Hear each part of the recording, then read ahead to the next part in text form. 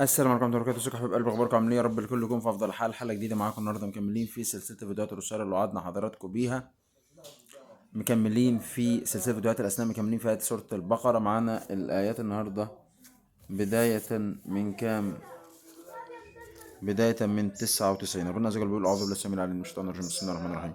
ولقد أنزلنا إليك آيات بينات وما يكفر بها إلا الفاسقون أو كلما عاهدوا عهدا نبذه فريق منهم بل أكثرهم لا يؤمنون ولما جاءهم رسول من عند الله مصدق لما معهم نبذ فريق من الذين أوتوا الكتاب كتاب الله وراء ظهورهم كأنهم لا يعلمون.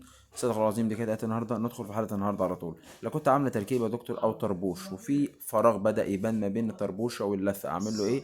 أقول لك عادي، بنحط له معجون شوية كحل إيه يعتبر أولي أو كده.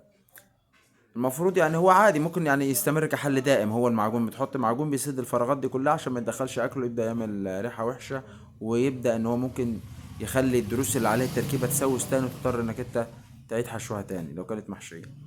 اشوفكم الحلقه الجايه، والسلام عليكم ورحمه الله وبركاته.